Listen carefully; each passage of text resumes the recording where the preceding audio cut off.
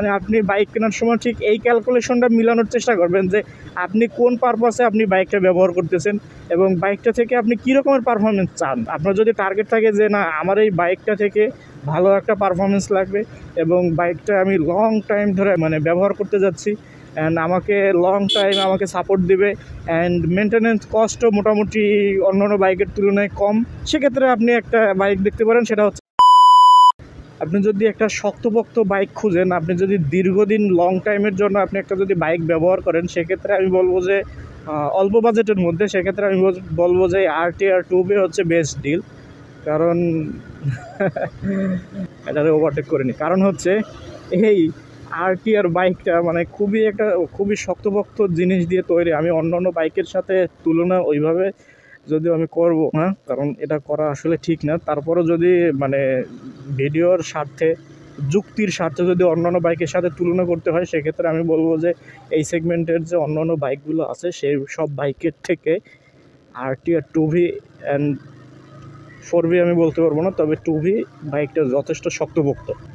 Suzuki monotone দেখলাম যে Suzuki monotone হচ্ছে আপনার 1 বছর বের হইতেই হচ্ছে ট্যাঙ্কির ভিতরে জং পড়ে ট্যাঙ্কিটা একেবারে নষ্ট হয়ে যায়। তবে আমার বাইক এখন পর্যন্ত এই ট্যাঙ্কির মধ্যে অতটা পরিমাণে গাদ জমে নাই। ট্যাঙ্কিটাও মানে বলতে পারেন RTR 2B একটা শক্তপোক্ত বাইক। তবে আপনি যদি মানে প্রত্যেকটা বাইকের ভালো দিক এবং খারাপ দিক আছে। এই বাইকের যে সব জিনিস খারাপ ব্যাপারটা আসলে খারাপ নয়, আবার এই বাইকের যে সব জিনিস ভালো ব্যাপারটা আসলে ভালো না। এই বাইকে যে রকমের ভালো দিকও আছে, এই বাইকে কিন্তু সেরকমের খারাপ দিকও আছে। আপনার বাজেট অনুযায়ী, আপনার চাহিদা অনুযায়ী আপনার কোন বাইকটা আপনার চাহিদার সাথে অ্যাডজাস্ট হবে, আপনার সেই বাইকটা আপনাকে কেনা উচিত। আর আরেকটা কথা হচ্ছে, আমি একটা ভিডিওতে বলছিলাম যে আপনার যে বাইকটা পছন্দ, আপনি যে বাইকটাকে পছন্দ করছেন আপনার ওই বাইকটাই কেনা উচিত। কারণ কি জানেন, আপনি যখন অন্যের পরামর্শে অন্য আর একটা কোম্পানির বা কি অন্য একটা মডেলের বাইক যখন আপনি কিনবেন, তখন আপনার কাছে মনে হবে কি জানেন, যে আমার ওই বাইকটাই কেনাটা আমার উচিত ছিল, মানে ওই বাইকটাই কিনলে আমার জন্য ভালো হইতো, আমি কেন কিনলাম না, আমি এইটা কেন কিনলাম, আমি ওর কথা কেন শুনলাম, আমি যদি ওইটা কিনতাম আমার মনে হয় এই সমস্যাগুলো মানে ধরা পড়তো না। মানে আপনার মনের ভিতরে তখন বিভিন্ন ধরনের প্রশ্ন চলে আসবে। তবে আপনি যখন আপনি বাইক কেনার সময় ঠিক এই ক্যালকুলেশনটা মিলানোর চেষ্টা করবেন যে আপনি কোন পারপাসে আপনি বাইকটা ব্যবহার করতেছেন এবং বাইকটা থেকে আপনি কী রকমের পারফরমেন্স চান। আপনার যদি টার্গেট থাকে যে না আমার এই বাইকটা থেকে ভালো একটা পারফরমেন্স লাগবে এবং বাইকটা আমি লং টাইম ধরে মানে ব্যবহার করতে যাচ্ছি অ্যান্ড আমাকে লং টাইম আমাকে সাপোর্ট দিবে অ্যান্ড মেনটেন্যান্স কস্টও মোটামুটি অন্যান্য বাইকের তুলনায় কম, সেক্ষেত্রে আপনি একটা বাইক দেখতে পারেন। সেটা হচ্ছে অ্যাপাচি RTR। বাজেট যদি আপনার কম থাকে আপনি এই অ্যাপাচি RTR নিতে পারেন। অ্যান্ড অ্যাপাচি RTR-এর যে রকমের খারাপ দিক আছে সেরকমের ভালো দিকও আছে। এর আগে অনেকটা খারাপ দিক সম্পর্কে আপনাদের অন্যান্য ভিডিওতে আমি বলছি। তো চলেন এই বাইকটার মোটামুটি কিছু ভালো দিক আজকে আপনাদেরকে একটু শুনাই। তো এই বাইকটার যদি ভালো দিক আপনাদেরকে আমি যদি বলতে যাই, সেক্ষেত্রে আমি বলবো যে এই বাইকটার গতি মানুষ খারাপ কাজেও ব্যবহার করে, ভালো কাজেও ব্যবহার করে। এখন একটা জিনিসের একটা ইঞ্জিনের ভিতরে একটা বাইকের ভিতরে যদি গতি থাকে, এই জিনিসটা বাইকের খারাপ দিক বলা যায় না। তবে এই বাইকটার গতি আছে অ্যান্ড কন্ট্রোলিং ক্ষমতা আপনার কতটুকু আছে এটা হলো যে আপনার ব্যক্তিগত ব্যাপার। অ্যান্ড এই বাইকটা যেহেতু মার্কেটে হিউজ পরিমাণ বিক্রি হয়েছে, এই বাইকটার মানে বদনামও সেরকমের হিউজ পরিমাণ কামাইছে। এটা হচ্ছে এদিকে এই বাইকের অবস্থা।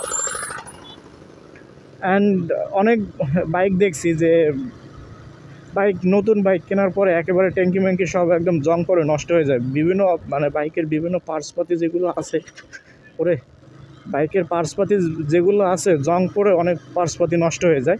তবে আমার বাইকটা আমি যত্ন সহকারে প্রায় 3-3.5 বছর যাবত রাইড করতেছি। আমার বাইকে এখন পর্যন্ত কিন্তু ওইভাবে কোনো জংয়ের আস্তরণ বা জংয়ের আবরণ আমি এই বাইকে এখন পর্যন্ত দেখিনি, কারণ এটার আমি যত্ন করছি। অ্যান্ড এর পাশাপাশি এই বাইকটা কিন্তু মার্কেটে আজকে থেকে না, এই বাইকটা সেই 16-17 সাল থেকে এই বাইকটা কিন্তু মার্কেটের একটা লেভেল ধরে বসে আছে। অ্যান্ড এখনও কিন্তু হিউজ পরিমাণে মানুষ এই বাইকটাকে কিন্তু কিনতেছে। অ্যান্ড বাইকটা একেবারেই খারাপ হইতো তখন কিন্তু বাইকটা মানুষ কিনতো না। আমি যে এই বাইকটার যে দালালি করতেছি ব্যাপারটা আসলে না, আমি যেটা ভালো সেটাকে ভালো বলতেছি, খারাপ সেটাকে খারাপ বলতেছি। আমি এই বাইকটার খারাপ দিক নিয়ে আমি অসংখ্য ভিডিও কিন্তু আপনাদের সাথে তুলে ধরছি। এই বাইকের যে রকমের ব্রেকিংয়ে একটু সমস্যা আছে, যে রকমের এই যে হোস পাইপগুলো দিয়ে দিছে রাবারের, কেন এই বাইকটা মানে ডাবল ডিস্ক এবিএস এর সাথে আসার পরেও যদি এটা যদি হোস পাইপটা রাবারের হয়, সেক্ষেত্রে মানে এত বড় বড় তাদের ইঞ্জিনিয়াররা মানে গবেষণা করে এই বাইকটা ম্যানুফ্যাকচার করছে, তারা কি এটা কি পারতো না যে এখানে একটা মেটালের হোস পাইপ দিয়ে দিই যাতে ব্রেকিংটা আরও মানে স্মুথ হয়, আরও ভালো হয়? পারতো, কিন্তু তারা দেয় নাই। ওই যে এরা হচ্ছে এক প্রকার মার্কেটিং, এই মেটালের হোস পাইপটা দিয়ে দিয়েছে কিন্তু ফোরবিতে। মানে তারা হচ্ছে ফোরবিটারও মার্কেটে রাখতে চাইতেছে এবং টুবিটাকেও মার্কেটে রাখতে চাইতেছে। তাদের দুইটা ইউনিটে যেন সমান পরিমাণে সেল হয়, তারা কিন্তু এরকমের একটা সিস্টেম কিন্তু তারা বাইকের মধ্যে রাখতেছে। অ্যান্ড শুধু নট অনলি বাইক, আপনি যখন একটা মোবাইল কিনতে যাবেন, কিছু কিছু মোবাইল ক্যামেরাকে ফোকাস করে বানানো হয়, আবার কিছু কিছু মোবাইল গেমিংয়ের জন্য প্রসেসরের উপরে ফোকাস দিয়ে বানানো হয়, যে এই মোবাইলটার হচ্ছে প্রসেসরটা ভালো দিই যাতে এই মোবাইলটা গেমিংয়ের জন্য ভালো পারফরমেন্স দেখাইতে পারে। তারপরে কিছু কিছু মোবাইল আছে যে রকমের এটাতে আমি ক্যামেরার জন্য ফোকাস দিই, মানে এটা দিয়ে যাতে মানুষ খুব স্বাচ্ছন্দ্যে ভালো ভিডিও এবং ভালো ছবি তুলতে পারে। অ্যান্ড কিছু কিছু মোবাইল তৈরি করা হইতেছে যাতে সোশ্যাল মিডিয়া হ্যান্ডেলিং অ্যান্ড আনুষঙ্গিক নর্মাল যে কাজগুলো করা যায় এরকমের, মানে এক একটা কোম্পানি এক একটা মডেল এক একটা জিনিসকে ফোকাস করে কিন্তু বানায়। একটা মডেল যদি আপনার চারোদিক থেকে সব জিনিস যদি ফুলফিল করে তৈরি করতো, শুধু বাজারে সেই ইউনিটটাই সেল হইতো, আদার্স যত ইউনিট ছিল ওই ইউনিটগুলো কিন্তু সেল হইতো না।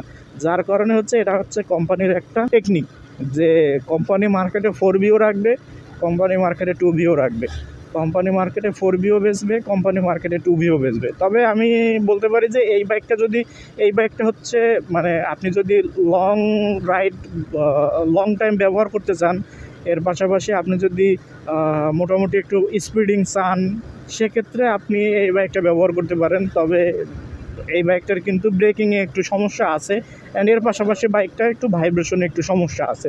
তবে এই ভাইব্রেশনটা অতটা বেশি সমস্যা না যতটা মনে হইতেছে অন্যান্যের কথা শুনে। এই বাইকটা যখন আপনি 5 থেকে 7 বা 10,000 কিলোমিটার রাইড করে ফেলবেন, তখন এই বাইকের ভাইব্রেশনটা অটোমেটিকই অনেকটা কমে যাবে। তবে একেবারে যে সব কমে যাবে ব্যাপারটা আসলে ওরকমের না, আপনাকে এর জন্য একটা ভালো মানের ইঞ্জিন অয়েল ব্যবহার করতে হবে। আমি বরাবরের জন্য এই বাইকে মোটামুটি একটা শেলের ইঞ্জিন অয়েল ব্যবহার করতেছি, অ্যান্ড শেলের ইঞ্জিন অয়েল থেকে আমি আলহামদুলিল্লাহ একটা ভালো পারফরমেন্স এই বাইক থেকে পাচ্ছি। আবার বললেন না যে আমি শেলের মার্কেটিং করে দিতেছি, আমি একজন নতুন কন্টেন্ট ক্রিয়েটর। আমি যে জিনিসগুলো ব্যবহার করে আমি স্বাচ্ছন্দ্য বোধ করতেছি, আমি চাই আমার যারা দর্শক আছে, আমার যারা শুভাকাঙ্ক্ষী আছে, আমার যারা সাবস্ক্রাইবার আছে, তারাও আমার মতো এরকমের স্বাচ্ছন্দ্য বোধ করুক তাদের বাইক থেকে। অ্যান্ড এই বাইকটা ঘন ঘন হচ্ছে ড্রাইভ চেন লুজ হয়ে যায়, এটাকে আপনাকে টাইট দিতে হবে। তবে এই বাইকটার যদি বিল্ড কোয়ালিটি বলি, আমি অন্যান্য বাইকের থেকে এই বাইকের বিল্ড কোয়ালিটি মোটামুটি আলহামদুলিল্লাহ অনেকটা ভালো। আপনি যদি সুজুকির সাথে কম্পেয়ার করতে যান, সুজুকির থেকে এর বিল্ড কোয়ালিটি অনেকটা ভালো। তবে সুজুকি হচ্ছে একটা ব্র্যান্ডিং কোম্পানি, তবে টিভিএসও কোনো অংশ থেকে কম না। আপনি একটু ঘাটাঘাটি করেন, আপনি এখন তো অনলাইনের যুগ, আপনি একটু নেটে ঘাটাঘাটি করলেন, আপনি বুঝতে পারবেন যে কোন বাইকটা আপনার জন্য বেশি পারফেক্ট। এই হচ্ছে আজকের ভিডিও। অ্যান্ড আপনি যদি একটা সিদ্ধান্তহীনতায় ভোগেন যে আপনার এই বাইকটা দরকার, আপনি আপনার পছন্দের লিস্টে যদি 2-3টা বাইক থাকে, যে 2-3টা বাইকের মধ্যে আমার একটা বাইক দরকার, অ্যান্ড আপনি একটু অনলাইনে ঘাটাঘাটি করেন, আর আপনি হচ্ছে চ্যাটজিপিটির সহায়তা নেন। চ্যাটজিপিটির কাছে আপনি প্রশ্ন করেন, চ্যাটজিপিটিকে জিজ্ঞেস করেন আপনার বাইকটা থেকে কী রকমের পারফরমেন্স চান, আপনি কী রকমের কোন খাতে আপনি বাইকটাকে ব্যবহার করবেন, সেই বিষয়ে একটা কমপ্লিট ধারণা আপনি পেয়ে যাবেন। অ্যান্ড আলহামদুলিল্লাহ অল্প দামের মধ্যে যদি এই বাইকটা নিতে চান, সেক্ষেত্রে এই বাইকটা বলতে পারবো একটা বেস্ট ডিল। কিন্তু যদি আপনার বাজেট যদি একটু বেশি ভালো থাকে, সেক্ষেত্রে আপনি এর থেকেও ভালো মানের ভালো কোয়ালিটির বাইক পেয়ে যাবেন।